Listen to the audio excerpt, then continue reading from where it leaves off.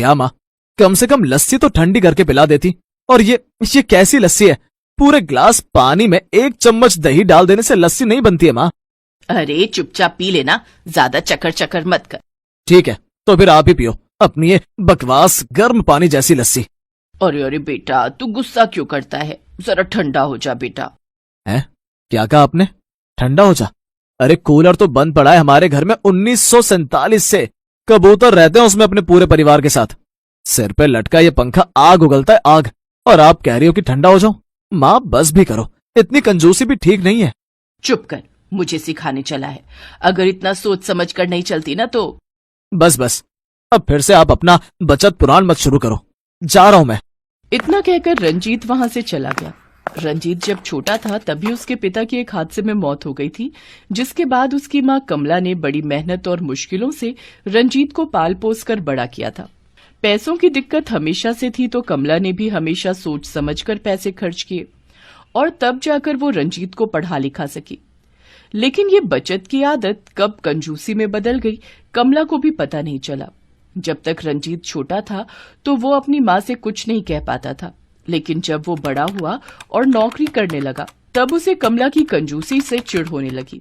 लेकिन जब भी रंजीत कमला से कंजूसी छोड़ने को कहता तो वो गुस्सा हो जाती। और फिर एक दिन, माँ मैं ऑफिस जा रहा हूँ, आज बहुत लेट हो गया, अब वहीं खाना ऑफिस की कैंटीन से खा लूंगा, ठीक है ना? ओए रुक जा, ये ले अपना टिफिन लेता जा। अरे वाह, पर आप तो कह रही थी कि आज सब्जी नहीं बनी है। हाँ तो सब्जी नहीं बनी तो मैंने तेरे लिए पराठों के साथ आम का अचार रख दिया है टिफिन में। माँ आप भी ना। अरे क्या हो गया? रहने दो आप, मैं खा लूंगा पराठे और आपका ये शाही अचार। रंजीत मुंह बनाकर चला गया। वो कहना तो बहुत कुछ चाहता था लेकिन कुछ कह नहीं पाया। उधर ऑफिस में लंच टाइम पर रंजीत ने कैंटीन से सब्जी खरीदी और पराठों के साथ खाने लगा। खाना खाते हुए वो गहरी सोच में था। हे भगवान, क्या होगा मेरी माँ का? उनकी ये कंजूसी कब जाएगी? रंजीत का मानना था कि जब तक वो नहीं कमा रहा था तब तक कमला की कंजूसी जायज थी, लेकिन अब जब वो अच्छा खासा कमा रहा था तो वो चाहता था कि कमला अब उसके पैसों से सारी सुख सुविधाओं का फायदा उठाए। पर कमला खुद को बदलने के लिए बिल्कुल तैयार नहीं थी। फिर एक शाम, क्या हो गया माँ, आप ऐसे घर के बाहर क्यों बैठी हो? अरे वो घर के अंदर बहुत उमस हो रही है। आज तो पंखा भी फुल स्पीड में चला लिया, लेकिन ये गर्मी, अरे अरे अरे बाप रे बाप, मार ही डालेगी। माँ हम एसी ले लेते हैं। पता है मेरे ऑफिस में जो एसी लगे हैं वहाँ बैठकर पता ही नहीं चलता कि बाहर कितनी गर्मी पड़ रही है। अच्छा, वैसे कितने का आता है ये एसी? बढ़िया एसी पड़ जाएगा करीब 30,000 का। है? बाप रे, इतना महंगा? और फिर बिजली भी खाएगा पेट भर कर। अब माँ एसी है तो बिजली भी खाएगा ही। रहने दे बेटा, एक तो इतना महंगा, ऊपर से बिजली का बिल भी बढ़ेगा। पिछले महीने इतनी कम बिजली चलाई फिर भी पूरे 400 का बिल आया, बताओ। ओफो माँ, आज के टाइम पे 400 रुपए कुछ नहीं होते। अच्छा, 400 रुपए में तेरे वो 4-5 ब्रांडेड कच्छे आ जाएंगे, पता है ना? तो आप ये चाहती हो कि मैं उन्हीं कच्छों को पहनकर सारी गर्मी निकाल दूं? हद है यार माँ। रंजीत खिसियाकर घर के अंदर चला गया। फिर अगले दिन, अब रंजीत तैयार हो गया क्या? हाँ माँ, पर माँ अभी भी सोच लेते हैं, अभी मेरी उम्र ही क्या है? ये सुनो, पूरा 25 का हो गया, अब नहीं तो कब शादी करेगा जरा बता तो। कमला रंजीत को उसकी शादी के लिए लड़की दिखाने ले जा रही थी। रंजीत ने जब ममता को देखा तो पहली ही नजर में उसे दिल दे बैठा। वो बहुत सुंदर और सुशील थी। कुछ ही दिनों में चटमंगनी और पटब्याह भी हो गया। ममता विदा होकर अपने ससुराल आ गई। फिर अगली सुबह ममता जल्दी उठ गई। उसे प्यास लगी थी तो वो किचन के पास आई, जहां उसने फ्रिज देखा, लेकिन फ्रिज खोलते ही वो चौंक गई। हैं? ये क्या? फ्रिज में कपड़े कौन रखता है? कमला के घर में फ्रिज तो था, पर उसने कभी फ्रिज को चलाया ही नहीं, बल्कि वो तो फ्रिज को अलमारी की तरह इस्तेमाल करती थी। ममता फ्रिज को देख ही रही थी कि तभी पीछे से कमला आ गई। क्या देख रही हो बेटी? वो फ्रिज में कपड़े, ये? अरे वो हुआ यूं कि सूटकेस में छेद हो गया था, तो मुए चूहे उसके अंदर घुसकर कपड़े कुतरने लगे, तो मैंने। तो आपने कपड़े फ्रिज में रखने शुरू कर दिए? पर ठंडा पानी वो कहाँ मिलेगा माँ जी? पानी? अरे वो तो रहा सामने उस घड़े में, हम उसी से पानी पीते हैं। और पता है, ये तेरे ससुर जी लाए थे जब रंजीत मेरी गोद में था। इस घड़े का पानी इतना ठंडा होता है ना कि दुनिया भर के फ्रिज फेल हैं इसके आगे। अब अच्छा ठीक है। जैसे जैसे वक्त गुजरा ममता समझ गई कि उसकी सास आला दर्जे की कंजूस है। फिर एक शाम, माँ जी अब टीवी देखें। अरे क्या करोगी टीवी देखकर, टीवी पर भी ना आजकल बस गंदगी ही दिखाई जा रही है। हाँ ये भी ठीक है, टीवी से अच्छा तो पड़ोसियों और दोस्तों से ही बात कर लो। अरे माँ जी याद आया, वो जब कल मैं छत पर कपड़े सुखाने गई थी ना, तो बगल वाली आंटी भी छत पर ही थी। मैंने उन्हें नमस्ते कहा पर उन्होंने कोई जवाब ही नहीं दिया। उन्हें कुछ कम सुनाई देता है क्या? क्या? अरे उसे कम सुनाई नहीं देता, बल्कि उसने तुझे अनसुना कर दिया। वो कहाँ बात करती है हमसे, मेरी तो कई बार उससे लड़ाई हो गई। कमला की बात ममता को कुछ ठीक नहीं लगी और फिर उसी रात उसने रंजीत से इस बारे में बात। देखो ममता, जिन आंटी को तुमने देखा था उनका नाम जानकी है। पहले हमारे और उनके बीच में बहुत अच्छे रिश्ते थे, पर माँ की कंजूसी की वजह से रिश्ते खराब हो गए। वो बुरी नहीं है, पर हम उनसे बात नहीं करते, इसलिए वो हमसे बात नहीं करती। रंजीत और ममता की शादी को 1 साल बीत गया और गर्मियां फिर लौट आईं। इस बार गजब की गर्मी पड़ रही थी। फिर एक दिन ममता की तबीयत अचानक खराब हो गई। उसे तेज बुखार था। ममता ने रंजीत को फोन किया तो वो ऑफिस से दौड़ा चला आया। अरे ममता, तुम तो बुरी तरह से तप रही हो, चलो डॉक्टर के पास चलते हैं। अरे तू चिंता क्यों करता है, बस बुखार ही तो है। मैंने खिचड़ी बनाई है इसके लिए, शाम तक ठीक हो जाएगी, तू चिंता मत कर। और ये ले पानी, इसमें पट्टी डालकर इसके सिर पर रख दे, फिर देखना कैसे झट से इसका बुखार उतर जाएगा। रंजीत ने जैसे ही पानी को छूकर देखा तो वो हल्का गर्म था। रंजीत के सब्र का बांध अब टूटने लगा और वो गुस्से से बोला, बस माँ, बहुत हो गया। आपने अब तक जो किया सो किया, पर अब और नहीं। आपने तो कंजूसी की हद ही पार कर दी है। आज अगर आपका फ्रिज चलता होता तो कम से कम उसमें से ठंडा पानी तो मिल जाता ममता के सिर पर पट्टी रखने के लिए। अरे तो भड़क क्यों रहा है, जा कल्लू जूस वाले की दुकान से 5 रुपए की बर्फ ले आ, उसमें कौन सी बड़ी बात है। माना की बीवी है तेरी, पर मेरी भी बहू है। अब मैं कोई दुश्मन थोड़ी ही हूँ इसकी। बस भी करो माँ, कितनी कंजूसी दिखाओगी। अब बस बहुत हो गया, तुम तो बदलोगी नहीं। लगता है अब मुझे ही कुछ सोचना पड़ेगा। अब तुम्हारे साथ रहना बड़ा मुश्किल है माँ। गुस्से में रंजीत ने बहुत बड़ी बात बोल दी थी। गुस्से में वो अपनी मोटरसाइकिल की तरफ बढ़ा, पर उसने देखा कि उसकी बाइक पंचर थी। रंजीत ने गुस्से में बाइक पर जोर से लात मारी और रिक्शा लेने के लिए बाहर की तरफ दौड़ा। तभी सामने उसकी पड़ोसन जानकी खड़ी थी। बेटा तू चिंता मत कर, अब मैं रिक्शा लेकर आती हूँ। तू ये ले, ये फ्रिज का ठंडा पानी है, तू जाकर बहू के सिर पर ठंडी पट्टी रख दे, तब तक मैं रिक्शा ले आती हूँ। Thank you aunty. पर आपको कैसे पता चला? अरे जब तू अपनी माँ से लड़ रहा था तो मैं बाहर ही थी, मैंने सब सुन लिया था। अब जल्दी कर। फ्रिज के ठंडे पानी की पट्टी रखते ही ममता को आराम आने लगा। तब तक जानकी भी रिक्शा लेकर आ गई। रंजीत ममता को रिक्शे में बिठाकर डॉक्टर के पास ले गया।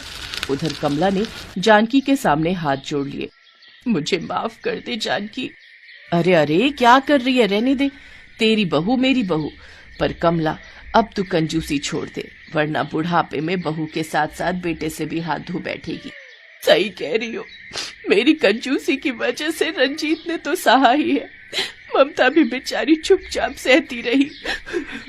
चल कोई बात नहीं, आज चल तुझे चाय पिलाऊं। नहीं मैं कल आऊंगी, अभी मुझे फ्रिज साफ करना है। फ्रिज से वो काम लेना है जिसके लिए वो बना हुआ है। अपने बेटे बहू से दूर हो जाने के जिक्र भर से ही कमला सिहर उठी थी, तो अब जाकर उसकी समझ में आया कि उसे बदलना ही होगा। और इसकी शुरुआत कमला के उस फ्रिज से ही हुई, जो अब तक बस एक अलमारी बनकर कोने में पड़ा था। वंश 9वीं कक्षा में था। उसके पापा सब्जी का ठेला लगाते थे और मम्मी घरों में खाना बनाने का काम करती थी। वंश के मम्मी पापा चाहते थे कि वो पढ़ लिख जाए तो बड़ा होकर अच्छी नौकरी पर लग जाएगा, इसलिए वो वंश को बड़े स्कूल में पढ़ा रहे थे। वंश को टेक्निकल काम में बहुत रुचि थी, इसलिए वो अपना दिमाग लगाकर खराब हुए मोबाइल फोन और लैपटॉप ठीक कर लेता था। एक दिन, पता नहीं ये लैपटॉप को क्या हो गया, क्लास का टाइम हो रहा है। क्या हुआ सर, आप कुछ परेशान दिखाई दे रहे हैं? पता नहीं राहुल बेटा, मेरा लैपटॉप ऑन नहीं हो रहा। लाइए सर, मैं ऑन कर देता हूँ। अच्छा तुम कर लोगे तो कर दो, मेरी बड़ी हेल्प हो जाएगी। सर आपको प्रिंसिपल मैम ने बुलाया है। राहुल बेटा मैं प्रिंसिपल मैम के पास होकर आता हूँ, तब तक तुम ये ऑन कर दो। Okay sir. राहुल काफी कोशिश करता है पर उससे लैपटॉप ऑन नहीं होता। तभी वंश वहां से जा रहा था। उसने राहुल से कहा, लाओ इधर दो, ये ऐसे ऑन नहीं होगा, मैं ऑन कर देता हूँ। वंश लैपटॉप ऑन कर देता है तभी टीचर के आते ही राहुल पलट जाता है और वंश के हाथ से लैपटॉप छीन लेता है। वंश, ये लैपटॉप बहुत महंगा है, इसे हाथ मत लगाओ। सर ये लीजिए, मैंने लैपटॉप ऑन कर दिया है। वंश, तुम यहाँ क्या कर रहे हो? कभी देखा भी है इतना महंगा लैपटॉप? चलो क्लास में जाकर बैठो, लंच टाइम खत्म हो गया है। राहुल बेटा, तुमने तो कमाल कर दिया, मेरा लैपटॉप ऑन कर दिया। Thank you sir. राहुल साफ साफ झूठ बोल देता है और वंश बेचारा एक गरीब होने के कारण कुछ नहीं बोल पाता। अगले दिन स्कूल में कंप्यूटर की क्लास थी। टीचर ने सभी बच्चों से लैपटॉप लाने के लिए कहा। कल सभी बच्चे अपना अपना लैपटॉप लेकर आएंगे, मुझे एक प्रोजेक्ट करवाना है। मेरा लैपटॉप बड़ी मुश्किल से राहुल ने ठीक किया है, मैं नहीं चाहता कि ये दोबारा खराब हो, इसलिए सभी बच्चे अपने अपने लैपटॉप पर काम करेंगे। सर मेरे पास लैपटॉप नहीं है। मुझे कुछ नहीं पता, कहीं से भी लाओ। कल तक मुझे हर बच्चे के पास लैपटॉप दिखना चाहिए। तुम्हें पता है, मेरे पास 1 लाख रुपए का लैपटॉप है। मेरे पापा ने मेरे जन्मदिन पर उपहार में दिया था। मैं उस पर बहुत अच्छी अच्छी मूवी देखता हूँ और गेम खेलता हूँ। राहुल बच्चों से बातें कर रहा था और वंश अंदर ही अंदर परेशान हो रहा था कि वो घर जाकर अपने मम्मी पापा को क्या बोलेगा।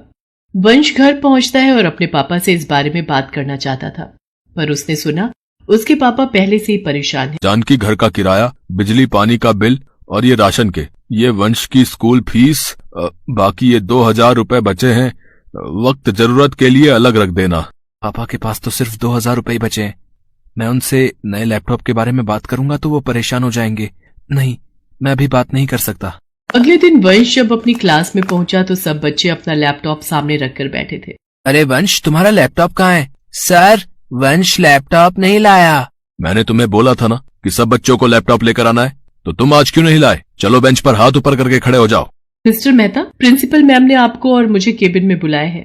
ठीक है मिस शीतल, मैं आता हूँ। दोनों टीचर प्रिंसिपल के ऑफिस में जाते हैं।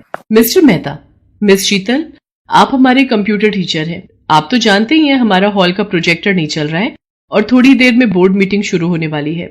सब लोग आते ही होंगे। अंकुर ही प्रोजेक्टर चेक करता है, पर उसने आज छुट्टी ले ली है। उसकी तबीयत बहुत खराब है, तो मैं चाहती हूँ कि अब इस प्रोजेक्ट को संभालने की जिम्मेदारी आप दोनों ले लो और एक बार प्रोजेक्टर में जो भी प्रॉब्लम आ रही है उसे ठीक करो। ये तो बहुत मुश्किल है, मुझे बिल्कुल भी समझ में नहीं आ रहा है। मिस्टर मेहता, कुछ तो करना ही होगा। थोड़ी देर में मीटिंग शुरू होने वाली है। प्रिंसिपल मैम नहीं तो बहुत गुस्सा करेंगी। हमारा एक स्टूडेंट है राहुल, बहुत इंटेलिजेंट है। उस दिन मेरा लैपटॉप नहीं चल रहा था, उसने कोशिश करके कुछ ही देर में मेरा लैपटॉप ठीक कर दिया था। मैं उससे बुलाता हूँ, वो ये काम जरूर कर लेगा। सर, आपने मुझे बुलाया? राहुल, तुमने उस दिन मेरा लैपटॉप ठीक किया था, एक बार जरा ये चेक करो, ये शायद तुम चला पाओ, इसमें प्रॉब्लम आ रही है। सर सर, मैंने आपसे झूठ बोला था। उस दिन आपका लैपटॉप मैंने नहीं बल्कि वंश ने ठीक किया था। सर, मुझे माफ कर दीजिए। I am sorry sir. तुमने मेरे से इतना बड़ा झूठ बोला, तुम्हें तो मैं बाद में देख लूंगा। पहले जाकर वंश को बुला कर लाओ। राहुल वंश को लेकर आता है। इतनी देर में प्रिंसिपल मैम भी वहां आ जाते हैं। वंश प्रोजेक्टर ठीक कर देता है और मीटिंग शुरू होने तक वहीं रहता है। उस बीच कोई भी परेशानी नहीं होती। इस बात से प्रिंसिपल मैम और टीचर बहुत खुश होते हैं। मैम, वंश बहुत ही इंटेलिजेंट बच्चा है, ये कंप्यूटर विषय में बहुत अच्छा है, पर इस बच्चे के पास अपना खुद का लैपटॉप नहीं है। अगर इसके पास अपना खुद का लैपटॉप होगा तो ये भविष्य में बहुत कुछ कर सकता है। आप ठीक कह रहे हैं मिस्टर मेहता। हमारे स्कूल में ऐसे होनहार बच्चे होना हमारे स्कूल के लिए गर्व की बात है। अगले दिन स्कूल के हॉल में जब सब बच्चे इकट्ठे हुए थे, प्रिंसिपल मैम वंश को स्टेज पर बुलाती हैं और उसे एक लैपटॉप उपहार में देती हैं। वंश बेटा, ये तुम्हारा पुरस्कार भी है और स्कूल की तरफ से उपहार भी है, तुम्हारा अपना लैपटॉप। मैं चाहती हूँ हमारे स्कूल का हर बच्चा वंश की तरह होनहार बने। Thank you ma'am, thank you so much. Hall में खड़े सब बच्चे तालियां बजाते हैं। राहुल को भी अपनी गलती का एहसास हो जाता है। वंश अपना पुरस्कार लेकर घर जाता है, जिसे देखकर उसके मम्मी पापा बहुत खुश होते हैं और वंश को गले से लगा लेते हैं।